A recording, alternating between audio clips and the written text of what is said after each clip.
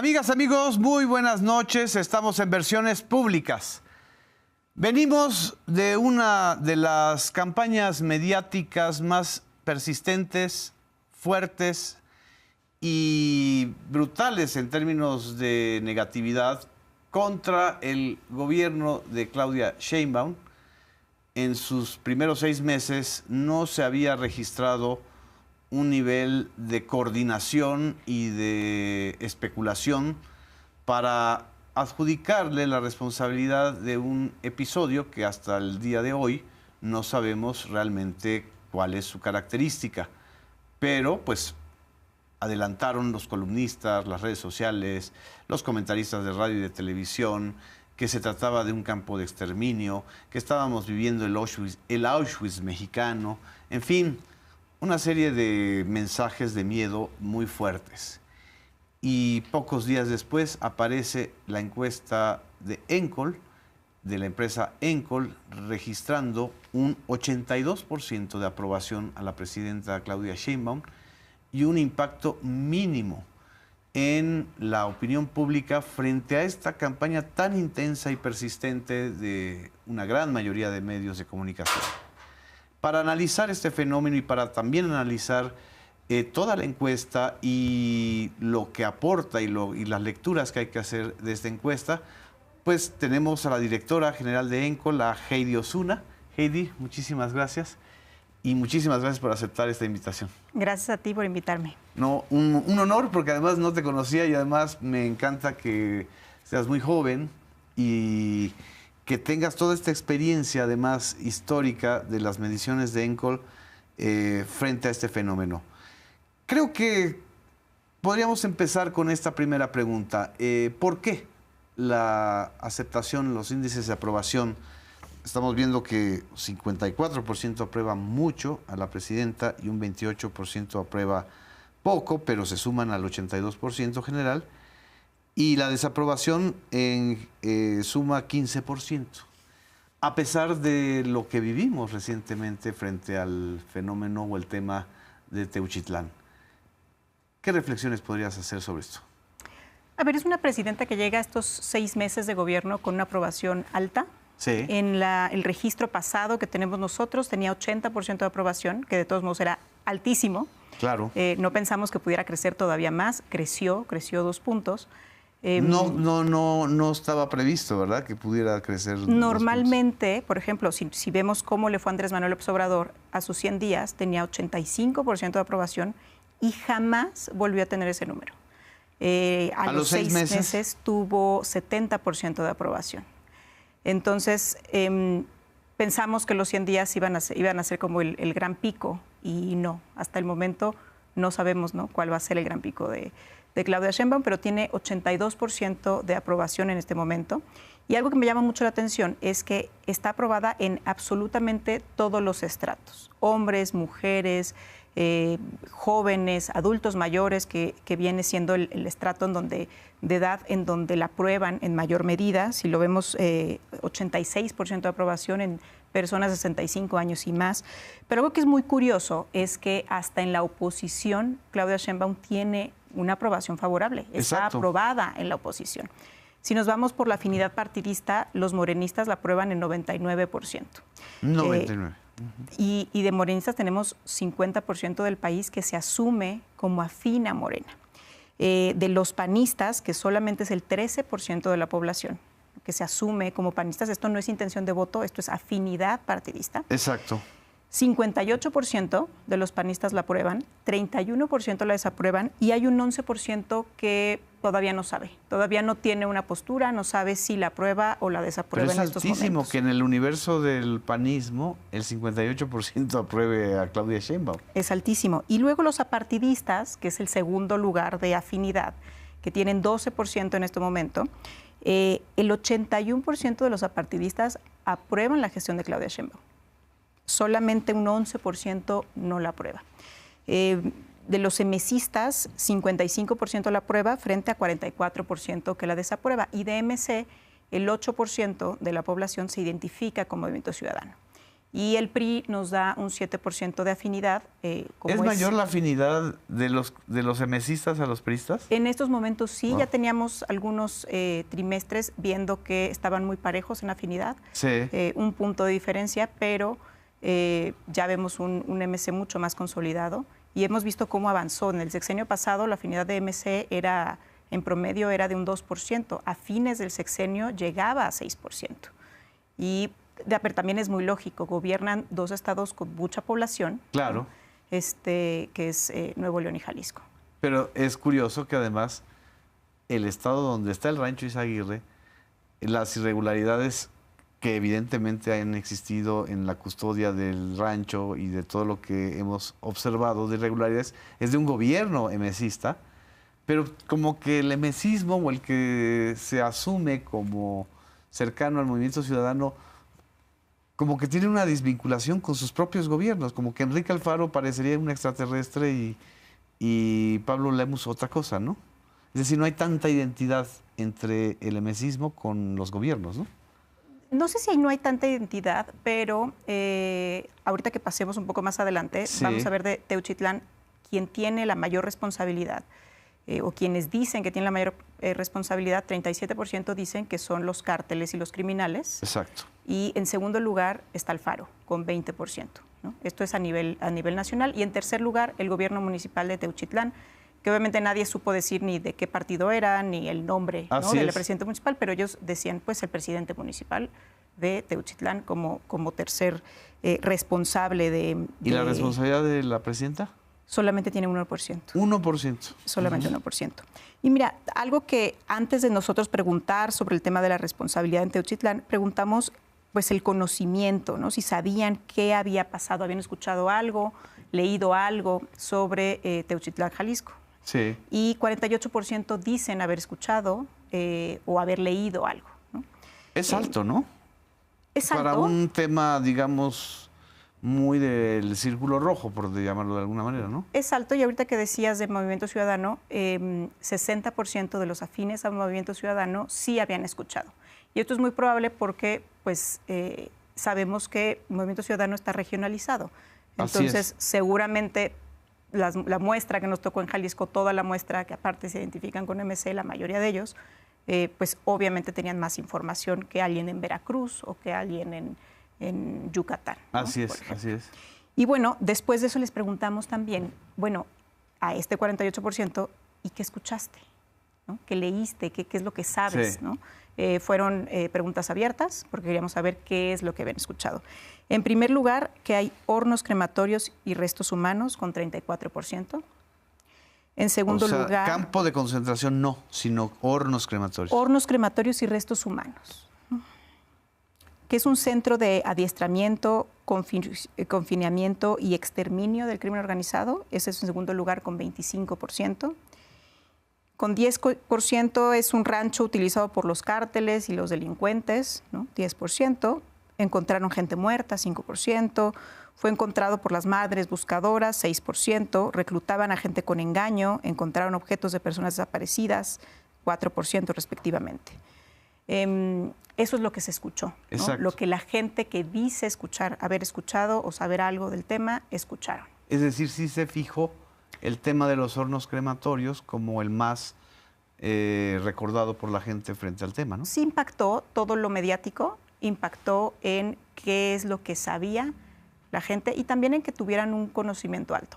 A ver, esta encuesta es bueno remarcar cuándo la levantamos. La levantamos antes de que en la mañanera estuviera el secretario de Seguridad Pública y Gertz Manero hablando del tema.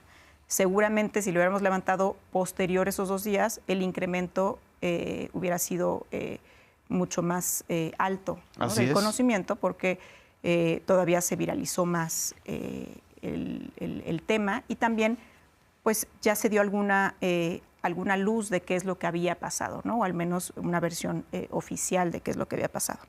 Y bueno, pues obviamente les preguntamos, ¿y quién es el responsable?, ¿no? Y justo lo que habíamos mencionado, 37% cárteles y delincuentes, ¿no? En segundo lugar, Enrique Alfaro, exgobernador de Jalisco. Obviamente tomábamos como válido si alguien nos decía el nombre de Enrique Alfaro o si nos decían pues el exgobernador de Jalisco. El gobierno municipal de Teuchitlán con 7%, la Fiscalía de Jalisco con 6%, el gobierno de AMLO 5%, la Fiscalía General de la República 3%, todos los gobiernos 3%, y el gobierno de Claudia Sheinbaum 1%. Wow. Sí te da un 33% de responsabilidad de autoridades estatales. Si a ese 33%, que es Alfaro, municipios, fiscalía, le sumas un 3% más de todas las autoridades, pues te da claramente una claridad de la gente al responder. Es decir, están identificando muy bien el tema de las responsabilidades inmediatas, ¿no?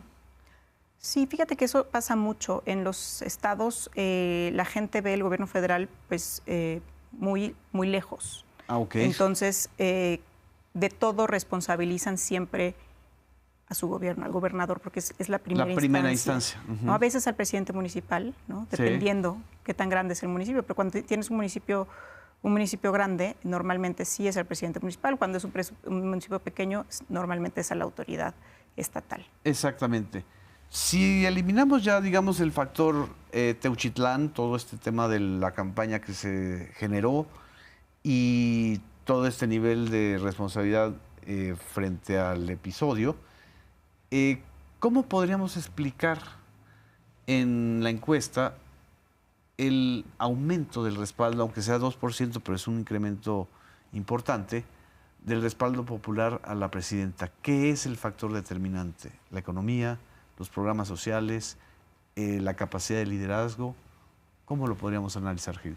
A ver, más que el incremento, yo hablaría de una popularidad alta, de una popularidad muy alta y muy estable. Estable. De la estabilidad de la popularidad de la presidenta.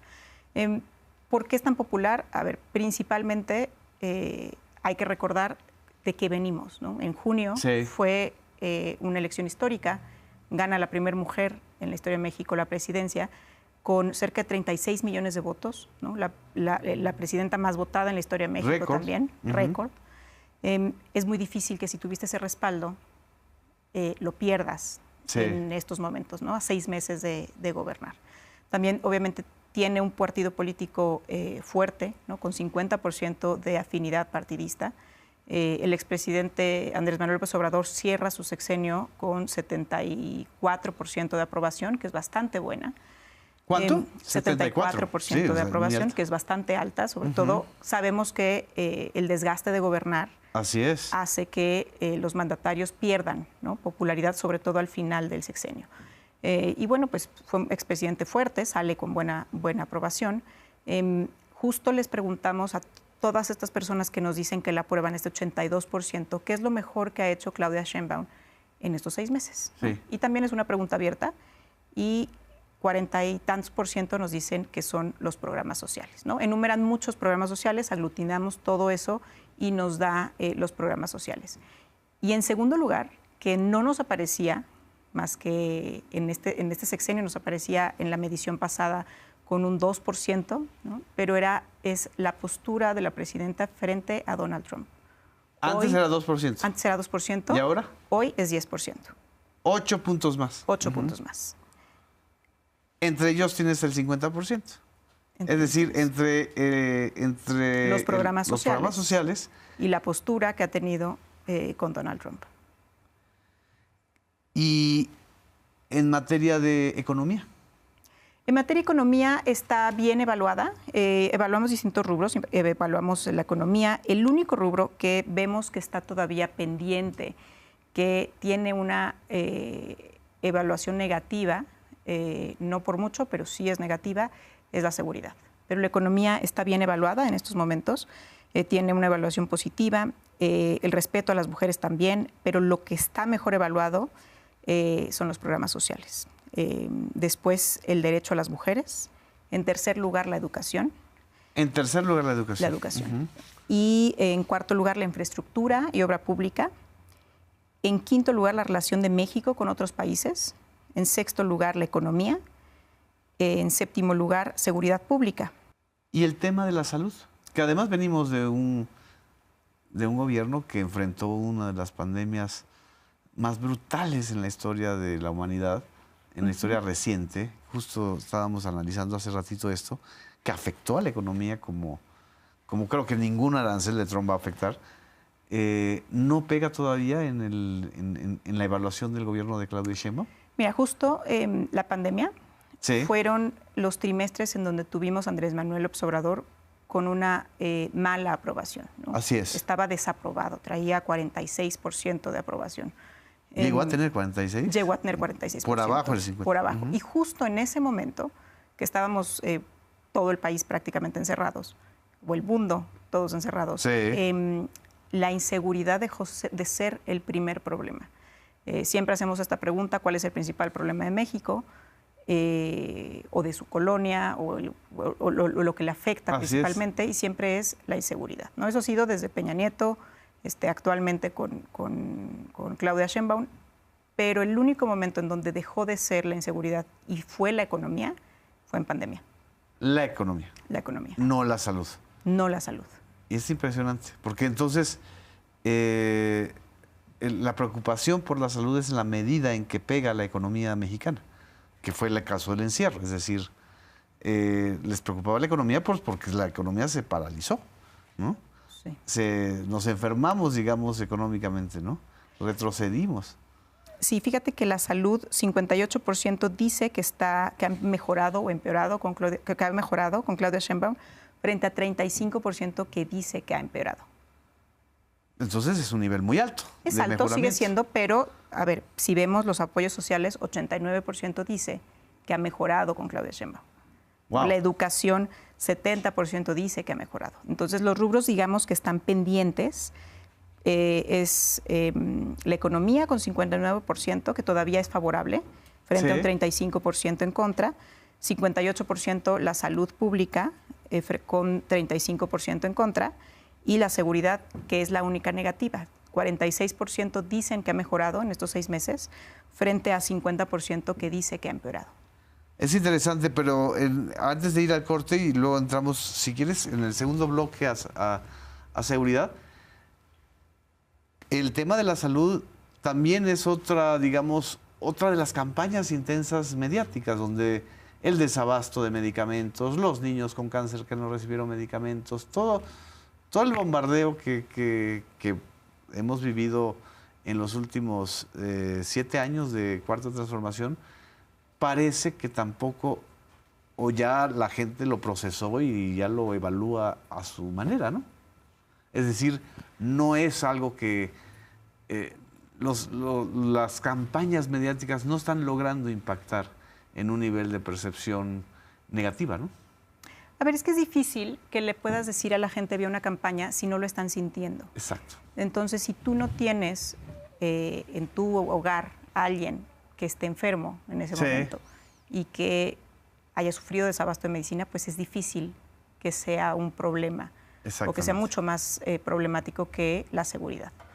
Y si la seguridad, sabes tus vecinos o en tu familia que algo ha pasado, así es. Entonces eso sí puedes contrastarlo con lo que mediáticamente se está diciendo. Exactamente. Exactamente. Vamos a un corte, Heidi, no nos dejen. Regresamos a Versiones Públicas.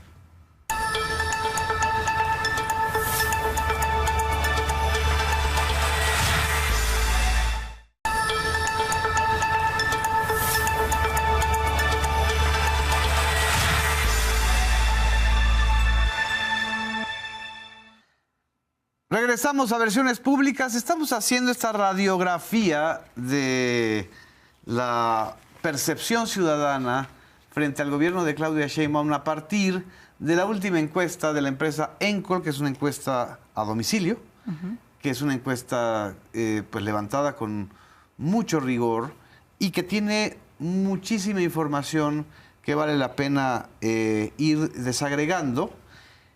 Y evidentemente en la segunda página de la encuesta, lo que se refleja es que para el 46% de los encuestados, el principal problema del país es la inseguridad y la delincuencia, seguido pero del 46% baja al 4%, seguido por el narcotráfico y la violencia o crimen organizada, lo cual te da un 53% de suma del tema inseguridad narcotráfico, que es por mucho el principal problema de percepción del país para los encuestados, porque los problemas económicos, que es la suma de falta de empleos, crecimiento económico, bajos salarios, pobreza o inflación, juntos suman 20%. Es decir, seguimos siendo un país en donde la preocupación sustancial de la población es la inseguridad. La pregunta es si, si la inseguridad es la principal preocupación, ¿por qué son tan altos, por ejemplo, los índices de aceptación del secretario Omar García Harfuch, que es el secretario responsable o es la principal figura responsable del combate al narcotráfico y a la inseguridad? ¿Y por qué no ha pegado en la aceptación de la presidenta Claudia Sheinbaum este tema? Mira, yo creo que efectivamente el secretario de Seguridad Pública en este momento es el mejor evaluado, ¿no? Tiene un alto conocimiento y... Seguido de Ariadna Montiel, ¿no? Seguido de Ariadna Montiel, que es apoyos sociales, ¿no? Así es. Programas sociales. ¿Por qué está mejor, o sea, por qué es el mejor evaluado si es el principal problema? Así es. Bueno, cuando les preguntamos a las personas cuál es el principal problema, nos dicen, y ya sabíamos, porque ya llevamos 2 sexenios que nos dicen que es la inseguridad, ¿no? Eso no ha cambiado. Eso no ha cambiado desde Peña Nieto, ¿no? Siempre los problemas económicos y la inseguridad siempre ha estado en el 1-2. Con Andrés Manuel López Obrador lo mismo, y en este momento lo mismo, ¿no? La inseguridad.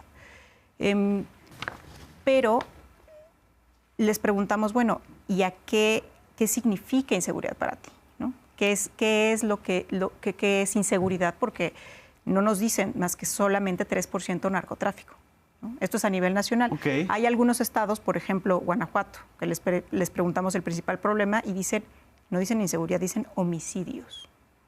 Directamente homicidios, y después te dicen inseguridad y ya se desprenden todo lo demás. Bueno, sobre este 46% que nos dijo inseguridad, les preguntamos qué significa. 15% dice que asaltos en la calle o robos en la calle. 7% asaltos a domicilio particular o robos en domicilio particular. 4% asaltos en transporte público y asaltos en negocio. ¿Cuántos en transporte público? 4%. 4. Y 4% también en negocios. 3% robo de autopartes. Y otro 3% todo lo que signifique robos, ¿no? En general. En general. Después tenemos 13% que nos dice violencia, 11% narcotráfico y narcomenudeo, 9% asesinatos y ejecuciones, 9% secuestro, 7% desaparición de personas. ¿Cuánto secuestro? 9%. Bajó muchísimo. Lo tenemos relativamente 9-11%, lo hemos tenido en 7% también. Extorsiones y amenazas, 4%, delincuencia organizada, 3%, balaceras, falta de vigilancia, 2%. A ver, la gente, muchas cosas que dijeron son ocasionadas por el narcotráfico. Así es. ¿no? Pero son las expresiones del crimen organizado. Sí, ¿no? Asesinatos, buena parte de los secuestros, es más, mucha parte de los robos, ¿no? Exacto. También están vinculados. Pero pues la gente no lo vincula, ¿no? Como tal. Entonces, esa me parece que es la diferencia. Y también creo que también la presidenta y el secretario de Seguridad Pública tienen todavía un bono, sobre todo el primer año, ¿no? Así es. La gente no está esperando resultados inmediatos porque no ha habido resultados en materia de seguridad durante muchos años, ¿no? Así es. Entonces, sí habría un problema si empeora, ¿no? Y también yo creo que habría un problema si no mejora la seguridad en cierto tiempo, ¿no? Exactamente. Pero me llama la atención, ¿sí?, que en otras encuestas, incluyendo ENCOL, lo que estaba muy alto en ocasiones era el asalto en vivienda, la principal preocupación, pero ahora veo muy alto, no sé si sea de ahora o haya incrementado, el 15% de asaltos en calle, es decir, el asalto de los transeúntes. ¿Es algo que se mantiene en el mismo nivel o ha aumentado? No, se mantienen en el mismo nivel. Porque durante el sexenio pasado, sí, la disminución de robo a casa habitación fue muy alta, ¿no? Incluyendo en la Ciudad de México. y el tema también del asalto en transporte es muy alto en ciertos estados, como en el caso del Estado de México, ¿no? Hay ciertos estados, pero si lo vemos a nivel global, sí. No ha cambiado sustancialmente del sexenio pasado a este Sí. Lo que significa inseguridad. Sí cambia mucho cuando hacemos una encuesta nacional y cuando hacemos una encuesta en un estado, ¿no? Pero ya globalmente los números siguen estando muy parejos. También a veces se disparan cosas en encuestas cuando hay algún tema muy mediático, ¿no? Ah, ok. Por ejemplo, el tema de desapariciones subió 4 puntos en estos momentos. Esta medición respecto a la medición que teníamos en enero. Y eso sí es un efecto del tema Teuchitlán, es decir, de la preocupación. Seguramente, y de las madres buscadoras. Sí. Y que también pues la presidenta agarró este tema, ¿no? y dice que es un problema y que están van a tomar medidas sobre ello, ¿no? Entonces, creo que también el visibilizar los problemas, obviamente en un momento se incrementan, pero en algún otro momento vamos a ver que hay resultados sobre ello. Exactamente. No sé si está en la encuesta, no la veo aquí, pero ¿hay alguna vinculación de los encuestados del tema de la inseguridad con el Poder Judicial? No, en esta no. Sí hemos evaluado al Poder Judicial. Sí. Sí evaluamos distintas cosas de la reforma judicial, que era bastante aprobada por los ciudadanos. ¿Cuánto más o menos? Estaba arriba del 80%. ¿Arriba del 80%? Que decían que sí, ¿no? Que se necesitaba cambiar. Vamos a ver, obviamente, que no sea una desilusión, ¿no? Porque exacto, hay muchas esperanzas de la gente que cambie el sistema de justicia en México. ¿El índice de aprobación tan alto a la reforma incluye también el interés por elegir a los jueces, magistrados y ministros? Dicen que están interesados. El problema es que la medición que tuvimos en enero, el conocimiento del día de la elección no llegaba ni al 5%. Entonces también es un tema de comunicación y también es... Bueno, ¿5%? También es 5%. ¿Solo 5% sabía que la elección era el 1 de junio? Sí, en enero. En enero. A ver, todavía no empezaron las campañas, apenas las campañas empezaron ayer, ¿no? Exacto. También el INE no había difundido la fecha. Es más, creo que en enero todavía no estábamos seguros de si íbamos a tener la elección o no. Estaba todavía la discusión si iban a tener recursos los del INE para el despliegue de todo el país, ¿no? Sí, las elecciones normalmente vamos a ver el incremento en mayo, ¿no? Ya no hay manera de moverse más, pero la gente no está acostumbrada a una elección así, ¿no? La gente más o menos sabe que hay elecciones en junio, mucha gente se quedó con el julio todavía, pero en mayo siempre vemos un pico que se dispara el conocimiento de la fecha exacta, porque no solamente el INE difunde, sino todos los candidatos y los partidos difundían, ¿no? El día de la elección. Aquí, pues los partidos no van a poder difundir nada.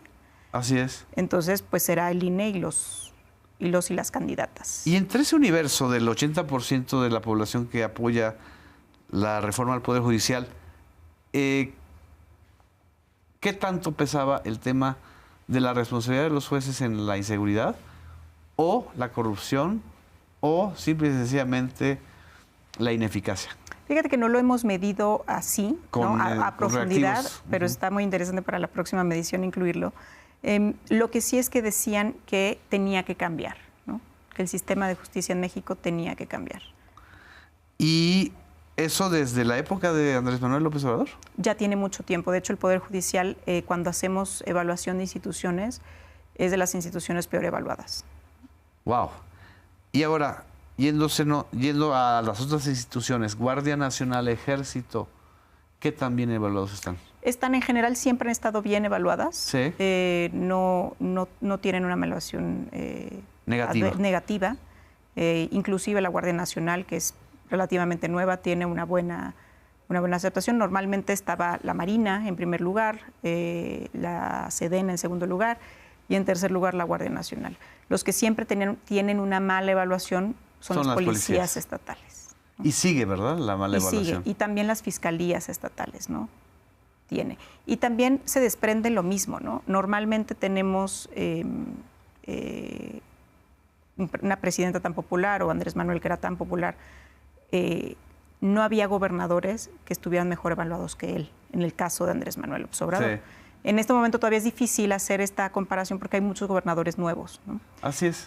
Lo único que sí veíamos en el sexenio de Andrés Manuel López Obrador es que en la Ciudad de México era el único lugar en donde Andrés Manuel no estaba mejor evaluado que la autoridad. ¿Cómo? Sí, Claudia Sheinbaum ¿Claudia siempre estaba por tuvo arriba? 3, 4, hasta 6 puntos más que Andrés Manuel López Obrador en la Ciudad de México. Eso para mí es una relación, porque yo pensaba que, no recordaba algunas otras encuestas, pero ya desde entonces, es decir, para los gobernados en la Ciudad de México, Claudia estaba por arriba de Andrés Manuel, ¿no? Siendo tan popular Andrés Manuel en la Ciudad de México, ¿no? Justo después de la pandemia, esto cambió y Claudia Sheinbaum siempre estuvo arriba en las evaluaciones que hicimos nosotros de la Ciudad de México y a nivel nacional. ¿Y qué tanto le Siempre pegó estuvo. la línea 12 del metro? El accidente del 2021. Pues más que la evaluación, creo que pegó más a la marca de Morena, porque ok. pues perdieron en 2021 varias alcaldías. Ujú. Y es muy probable que ese fue el efecto de la línea 12. No a Claudia Sheinbaum, es decir... Tenía una no había aprobación, me responsabilidad. parece que había bajado 3 o 4 puntos, no recuerdo bien, pero no tuvo una caída estrepitosa Sí. por eso, pero lo que sí vimos es que en las urnas pues la gente salió a votar. Claro. Y Morena salieron perdió. Y Morena perdió. Perdió Fue varias el castigo alcaldías. que le dieron más a la marca Sí. que a ella como persona. Porque, a ver, recuerdo que en ese entonces, o un año después, ya estábamos haciendo evaluaciones de presidenciables y ella era la que estaba arriba siempre, ¿no? Entonces, Nunca bajó. nunca bajó. Desde el inicio siempre estuvo arriba. Es algo que es muy curioso. Fíjate que en las últimas elecciones, Sí. normalmente el puntero siempre gana. O sea, el que tenemos arriba en enero, Ajá. siempre gana. Creo que el desafío es que conserven esa ventaja. Así que es. sepan conservar esa ventaja. Nunca ha habido que un tercer lugar, digo, solamente en el 2006 que estaban muy cerrada la elección entre Felipe Calderón entre y Felipe Andrés Calderón y Manuel Andrés López Manuel. Obrador. Pero así siguió. O 2012, que López Obrador rebasó a Josefina Vázquez Mota como segundo lugar y casi alcanza al puntero, que era Peña Nieto, ¿no? Pues teníamos, yo recuerdo que Josefina sí estaban peleándose por el segundo lugar, pero lo rebasó relativamente rápido. Pero sí, Peña Nieto tenía 15, 16 puntos en incluso, enero, sí. ¿no? Sí. Y cerró con 6 puntos de distancia ya para la elección, ¿no? ¿Cuándo digamos, el mejor momento para comenzar? Estamos a 6 meses apenas del inicio del gobierno de Claudia Sheinbaum, pero para comenzar a percibir a los funcionarios o a los gobernadores o gobernadoras que se empiezan a posicionar rumbo al 2030. Mira, a mí personalmente no me gusta hacer encuestas presidenciales con mucha anticipación. Exacto. ¿No? En la pasada elección la hicimos, pero porque Andrés Manuel López Obrador dio los nombres, ¿no? Entonces ya claro. ya casi los encuestadores sabíamos a quiénes evaluar, porque pues él los daba en las mañaneras, ¿no? Entonces él fue el que sacó pues ya, ¿no? Entonces ya si no evaluabas te quedabas atrás, ¿no? de mis colegas que estaban evaluando a los posibles candidatos. Personalmente, a mí me parece que un momento ideal pues son 2 años antes de la elección, ¿no? Para 2 años antes. No necesariamente después del 27. Pero yo creo que como lo tuvimos apresurado el sexenio pasado, este sexenio creo que va a ser la misma historia. Y también pues hay que recordar que vamos a ir por primera vez a la revocación de mandato. Es decir, ya hay una reforma para hacer una evaluación a la mitad del camino de la presidenta y de los gobernadores en turno, ¿no? ¿Ustedes ven algunos, o has visto, Heidi, algunos escenarios en donde la revocación de mandato pueda ser negativa para alguien? Yo creo que para muchos gobernadores sí sería negativa. Sí. Hay muchos gobernadores que no tienen una buena aprobación y que no son problemas que tienen por crisis. Sino que constantemente han tenido una mala evaluación. Ok. Hay gobernadores que han tenido muy buena evaluación y entiendes que hay crisis, ¿no? Exacto. Que están sufriendo y se recuperan al tercer, cuarto, quinto mes, ¿no? Después de esta crisis. Pero hay gobernadores que nunca se levantan, que tuvieron una crisis y nunca se levantaron, o que... ¿Cuauhtémoc Blanco sería uno de esos casos?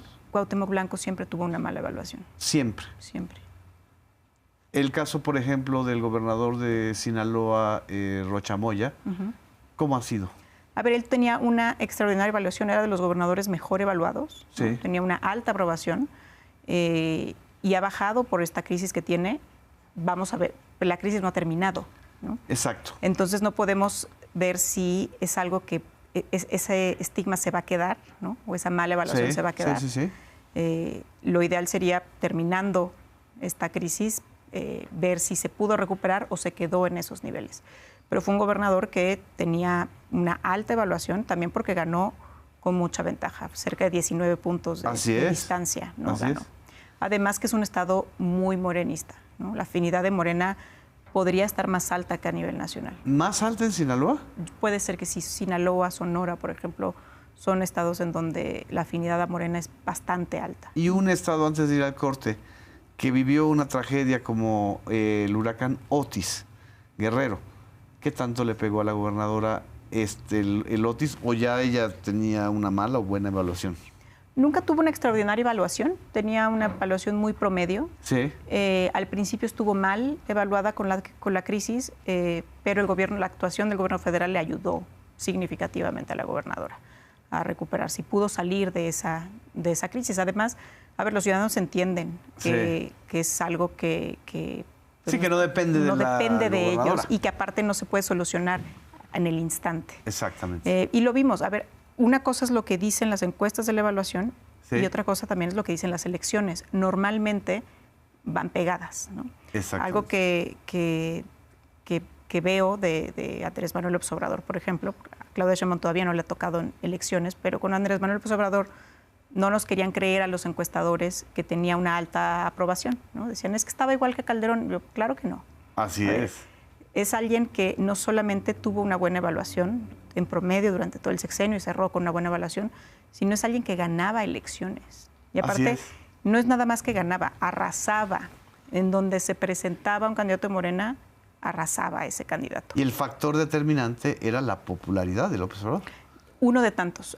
Por ejemplo, en la encuesta que hicimos en Encol también para los mismos medios, para El País y para W Radio preelectoral, hicimos una encuesta muy robusta y un mes antes, me parece, de la elección.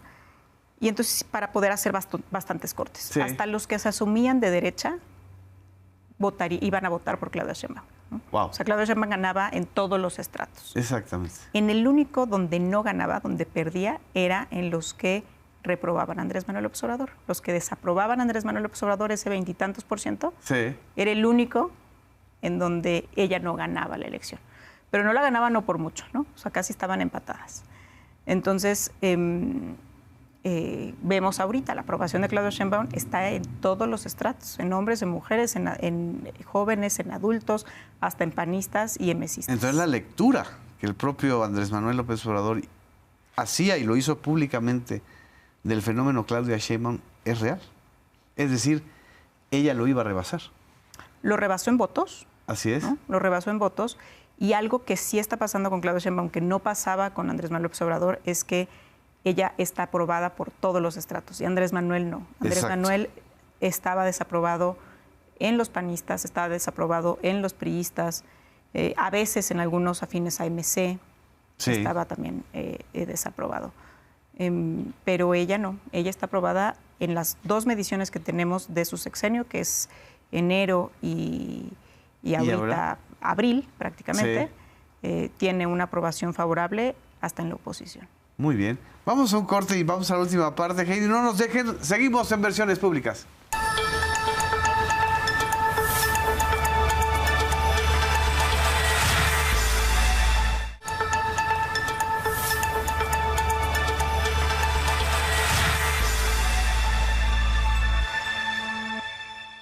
Regresamos a Versiones Públicas.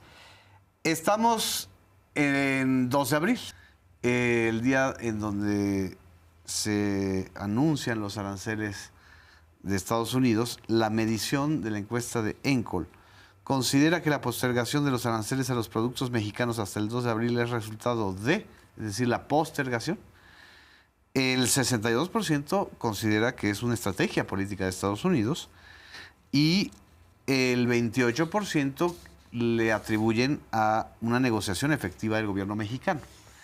Es interesante porque el tema de aranceles y el tema de la declaración de los cárteles mexicanos como organizaciones terroristas y el tema de permitir que agentes de Estados Unidos operen en México para combatir el crimen organizado, la tendencia es clarísima. Clarísima, no sé si lo quieras explicar, Heidi, ¿no? O sea, hay un desacuerdo tremendo con cualquier posibilidad de injerencismo, ¿no? Sí, hay un rechazo importante. Mira, les preguntamos si están de acuerdo o en desacuerdo de la decisión de Donald Trump de declarar a los cárteles mexicanos organizaciones terroristas. 59% de los mexicanos están en desacuerdo, 36% está de acuerdo.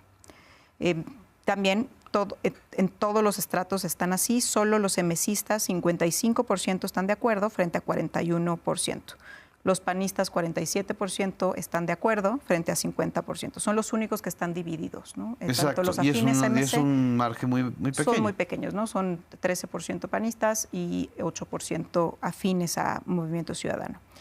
También les preguntamos qué tan de acuerdo estaría con permitir que agentes de Estados Unidos operen para combatir el crimen organizado en México. 61% está en desacuerdo, frente a 36% que está de acuerdo. Y muy en desacuerdo dentro de ese 61%, el 47%. Sí. O sea, es muy alto el desacuerdo. Es muy alto. O sea, es decir, no ha calado tampoco toda esta campaña de narcopresidente AMLO, narcopresidenta Claudia Sheinbaum, donde están señalando, pues está muy direccionada, a que vengan a rescatar al Estado mexicano, al narcoestado mexicano, los agentes externos. No ha modificado la opinión pública en contra de eso. De hecho, ha incrementado el rechazo. En diciembre teníamos 58% que rechazaban que agentes de Estados Unidos estuvieran. ¿Cuánto? 58%. Eso fue y en enero. Aumentó. Y ahorita en marzo aumentó de 58 a 61%. Wow. Eso te está hablando de una convicción cada vez más fuerte, ¿no?, entre los ciudadanos mexicanos de no aceptar ningún tipo de injerencia, ¿no? Sí, a ver, eso no quiere decir que no quieren que se solucione el tema de inseguridad. Claro. Pero se quiere que se solucione con nuestros agentes. Así es. Con nuestros policías, con nuestros militares, con la Guardia Nacional, pero no con agentes de Estados Unidos. Y aparte, me parece que es muy entendible, ¿no? Sí. Todos sabemos que donde ha entrado Estados Unidos no le ha ido mejor a ese país, al contrario. Así es. Veamos Colombia, veamos Afganistán, Irak, es decir, toda la experiencia reciente, ¿no? Es decir, la potencia, digamos, que exporta la democracia, le ha ido muy mal a los países donde han intervenido, ¿no? Sí, también preguntamos qué tanta confianza le tienen a Claudia Sheinbaum en las negociaciones con Donald Trump. Mucha confianza, algo de confianza, poco o nada de confianza. 68% tiene confianza en la presidenta Claudia Sheinbaum frente a 28% que no tiene confianza en las negociaciones con Donald Trump. Es muy alto. Es muy alto y aquí sí vemos que la oposición es quien tiene menos confianza, ¿no? Inclusive los apartidistas también están un poco más divididos. Sí. Y en esta encuesta no estábamos en vísperas de esto de los aranceles del 2%. ¿Percibiste o sintieron en la encuesta alguna preocupación especial sobre un riesgo de recesión económica? Todavía no vemos una preocupación económica. Me parece que tiene que pasar para que la gente empiece a percibir esto. Y más porque, como lo comentabas, los mensajes y la comunicación que ha estado en torno a Estados Unidos no es un tema económico, ¿no? La oposición ha hecho una comunicación en términos de la inseguridad, en términos del narcotráfico, y al menos lo que han comunicado pues ha sido rechazado hasta este momento, o está siendo rechazado por la mayoría de los ciudadanos. Vamos a ver si, ya que agarran el tema económico, se engancha la ciudadanía con eso o no. Y en el tema migratorio, o en el tema, digamos, de las medidas antiinmigrantes de Donald Trump, ¿ustedes han medido el nivel de rechazo o de aprobación de la población mexicana? Sí, lo hemos medido, lo medimos en enero y estaba más o menos en los mismos números, ¿no? Arriba del 60% de rechazo. Sí. Y sobre todo, en ese momento medimos si no solamente mandaran a mexicanos, ¿no? a deportados a México. Eso había un alto rechazo de que fueran no mexicanos que tuviéramos deportados en el país. Exactamente. Y haciendo un balance para hacer ya no solamente sobre estos reactivos específicos de la encuesta, Heidi, si tú comparas a Claudia Sheinbaum y al gobierno que ella encabeza con otros gobiernos, con otros procesos importantes de cambio político como la Cuarta Transformación, ¿en qué lugar ubicarías al gobierno de Claudia Sheinbaum? Mira, tiene una aprobación alta. Sí. También fue una presidenta que ganó con muchísima más ventaja que Peña Nieto o que Felipe Calderón, ¿no? Entonces eso pues le da una ventaja y una oportunidad de todavía tener esta luna de miel en la aprobación, ¿no? Así es. Porque además de eso, me parece que es alguien que le ha estado hablando a su votante, ¿no? Que no abandona a su votante, que está constantemente trabajando en quién votó por ella y en su partido, ¿no? Que lo ha fortalecido. Y me parece que los otros dos expresidentes, tanto Calderón como Peña Nieto, olvidaron un poco a su partido, ¿no? y a su votante. Sí. Entonces, eso fue lo que al final del día terminó perdiendo en muchos aspectos del sexenio. Algo que tiene Claudia Sheinbaum que no tenían ellos dos es que tiene un gabinete bastante conocido y bien evaluado. Si recordamos... Mejor que el de Calderón y el de Peña. A ver, es que es un tema de conocimiento también. Sí. Recuerda que del sexenio de Peña Nieto y también de Calderón, algunos de sus secretarios querían o eran aspirantes, ¿no? A ser presidenciables. Así es. Y 2 años antes de la elección no tenían ni 30 ni 20% de conocimiento. Bueno, en el caso del señor Meade, al que ya nadie lo recuerda, pero... Pues... Pero si te vas 2 años antes, que podía ser, no estaba Meade, digamos, en las mediciones, estaba pues Videgaray, estaba Osorio Chong, ¿no? Así es, que eran los dos punteros. Que eran los que podían, ¿no? Ser los posibles sucesores. O en el caso de Calderón, pues estaba Cordero, ¿no? Sí. Ninguno llegaba al 20%. Ninguno llegaba al 20%. Wow. Y ahorita tienes un secretario el más conocido, es Marcelo Ebrard, con 78% de conocimiento, 79%. Una gran trayectoria, es decir, ha sido jefe de gobierno, ha sido secretario de Estado, ha sido presidenciable 2 veces, ¿no? Omar García Harfuch tiene 77% de conocimiento. Mario Delgado tiene 55% de conocimiento. Juan Ramón de la Fuente tiene 40 y tantos % de conocimiento. Ariadna tiene 20% de conocimiento, es un conocimiento bajo todavía. Sí. Pero aunque tengan un conocimiento bajo, tienen una buena evaluación. Hasta el más conocido, que es Marcelo Ebrard, tiene una buena evaluación. Arriba del 60% tiene una opinión favorable de ellos, ¿no? Y Omar García Harfuch lo mismo caso de Mario Delgado. Entonces, es una presidenta que no está sola, que está acompañada, ¿no? Que quien la acompaña no le resta, ¿no? También le suma. Así es. Otro tema, que no sé si ustedes lo hayan evaluado, pero es una inferencia muy clara. ¿Qué tanto le convendría a Claudia Sheinbaum separarse, diferenciarse de López Obrador, como lo han venido insistiendo el 70% de comentaristas que están así como esperando el día de la ruptura entre Claudia Sheinbaum y López Obrador? Pues me parece que sería absurdo, porque es un expresidente bien evaluado, ¿no? Sí. Es un expresidente que creó un partido que es el que en este momento tiene las afinidades más altas. Así es. Y es el partido más nuevo, ¿no? De todos los que estamos evaluando en estos momentos, es el partido más nuevo y es el partido que tiene más afines, que tiene más posiciones ganadas. ¿Y cuál es el riesgo de este sexenio? Obviamente la división al interior del partido. Exacto. ¿No? Entonces, por supuesto, ese es un riesgo. Yo creo que es el mayor riesgo que pueden tener, ¿no? Me parece que es la división del partido y también que la gente no vea resultados en seguridad, ¿no? Que lo están pidiendo a gritos. Entonces sería absurdo desmarcarte de un presidente popular, ¿no? Con el que aparte compartes tantos años de lucha. Entonces sería absurdo romper, ¿no? Pero ¿por qué crees? Bueno, ya es un asunto de tu percepción o de tu análisis. Esta insistencia o sea, Claudia no ha necesitado ni un milímetro de diferencia con López Obrador para ser más popular, al contrario. Mientras más reitera su lealtad y su continuidad y su empatía con el proyecto y la continuidad que ella representa, yo creo que la gente lo ve hasta con mayor gusto, ¿no? A ver, yo creo que sí, la continuidad es importante, hasta lo dicen en algún momento, continuar con la 4T, pero por supuesto yo no creo que los mexicanos vean en mal si hay algo que se hizo mal el sexenio pasado, que se corrija, ¿no? Pero una cosa es corregir y otra cosa es romper. Así es. ¿No? Me parece innecesario en estos momentos una ruptura. Así es.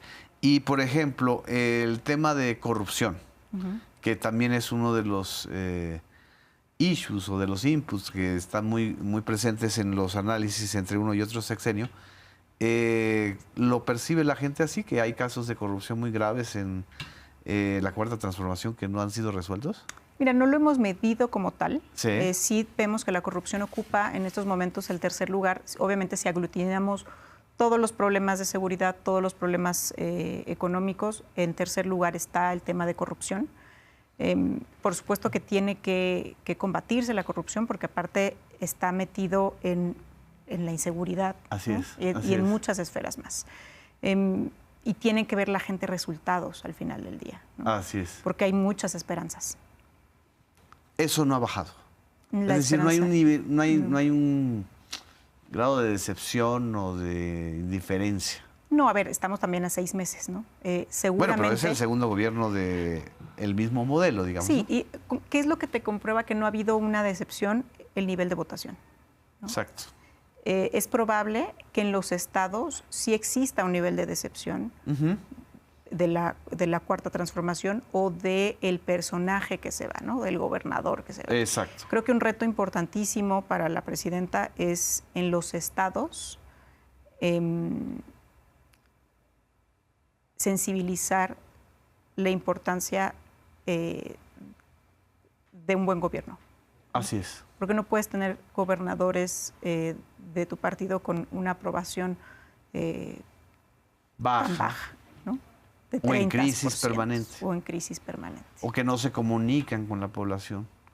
O lejanos de la población. Sí, porque creo que una de las marcas que deja López Obrador y deja Morena es este ejercicio continuo de las mañaneras, es decir, de la conversación directa con la población, ¿no? Aparte, está comprobado que fue un éxito la mañanera, y yo creo que este nivel de conocimiento que tienen los secretarios de Estado también lo tenían, también estaba alto con Andrés Manuel López Obrador, pero que lo continúa con Claudia Sheinbaum, también es un efecto de las mañaneras. Exactamente. Exactamente. Pues ya se nos fue el tiempo, Heidi, y creo que pudimos abordar varias cosas. No sé si tú quieras agregar algo. Bueno, pues vamos a seguir midiendo constantemente. Parece que sigue Claudia Sheinbaum, no parece, está en la luna de miel todavía con los ciudadanos. Así es. Vamos a seguir evaluando. Es prácticamente imposible que se mantengan, ¿no?, estos 80% de aprobación. Andrés Manuel solamente llegó una vez a los 80 y bajó de 85 a 70%.